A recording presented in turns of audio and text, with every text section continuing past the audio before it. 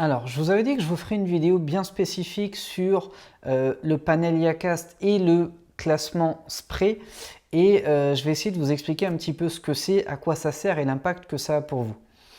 Mais je vais même démarrer par l'impact. Il y a beaucoup d'artistes, de producteurs qui font de la promo club, qui vont se retrouver dans le classement Club 40 Yacast. Ils vont peut-être être 20e pendant 3-4 mois.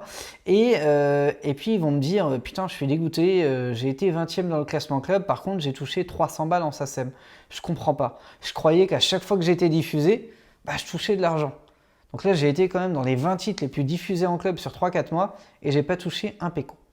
Eh bien, ceci s'explique par le simple fait que le panel Yacast n'est pas le panel retenu pour établir les répartitions de droits liés aux diffusions club. Le panel qui est retenu, c'est le panel de la Spray. La Spray, c'est la société de perception pour la rémunération équitable et en fait, ils ont un panel qui est différent pour deux raisons. La première, c'est qu'ils se basent sur des critères qui sont différents de ceux de Yacast. Rapidement, pour devenir club Yacast, vous avez juste à appeler Yacast, à payer un abonnement et vous êtes Yacast. Vous pouvez avoir 150 places, 2500 places, peu importe, votre club peut être vide depuis un an, Yacast s'en fout. Vous payez, vous avez la boîte noire, vous êtes club Yacast. Pour faire partie de la Spray, il y a des critères. Il y a des critères de chiffre d'affaires, il y a des critères de volume d'entrée régulière, il y a des critères de styles musicaux pour bien sûr arriver à couvrir tous les styles musicaux en classement club. Et il y a également un critère de superficie, de taille, de nombre de personnes que vous pouvez mettre dans l'établissement. Et le panel Yacast est constitué de 50 à 60 clubs, le panel de la Spray d'environ 110 à 120 clubs.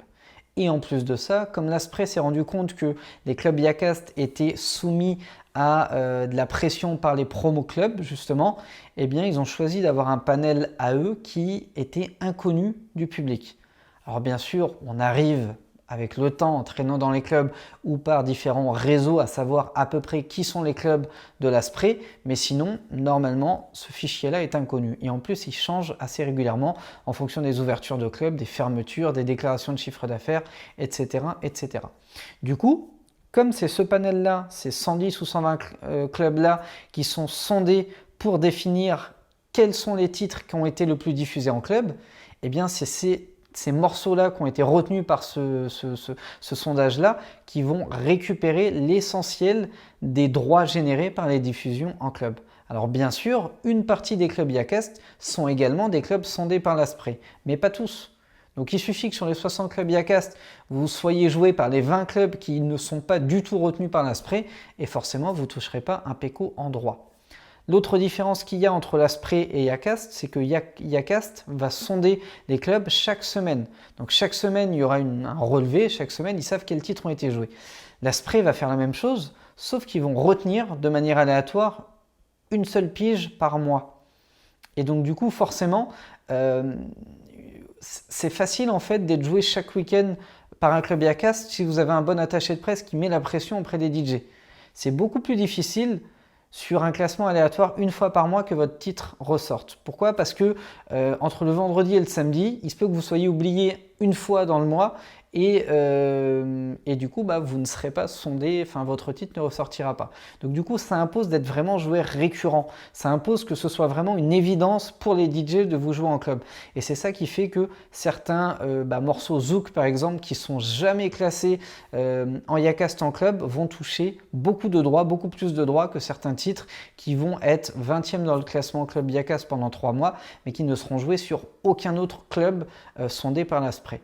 Et du coup, c'est très important d'utiliser Music Center pour vos envois club. Pourquoi? Parce qu'il y a un envoi automatique qui est fait au panel club de la Spray. Donc du coup, ces DJ-là, même si vous êtes incapable de les identifier, ils vont recevoir vos nouveautés. Et bien sûr, l'intérêt d'être visible dans le Club 40, c'est que plus vous êtes classé haut dans le classement, plus les DJ également sondés par la Spray voient le classement, découvrent vos nouveautés et décident ou pas d'ailleurs de les jouer. Donc voilà ce qui peut expliquer que vous ayez eu beaucoup de diffusion en club en termes de classement Yacast et très peu de droits derrière. Et inversement, il se peut que vous ayez des titres qui n'aient pas du tout été classés en Yacast mais qui aient généré beaucoup de droits par rapport au panel de la Spray. Donc voilà un petit peu comment ça fonctionne. fonctionne. J'espère que ça vous aura donné un éclairage assez précis là-dessus. Et si jamais ce n'est pas assez clair, support@producteurasuccès.com et on en parle sur le prochain visio call. Ciao, ciao!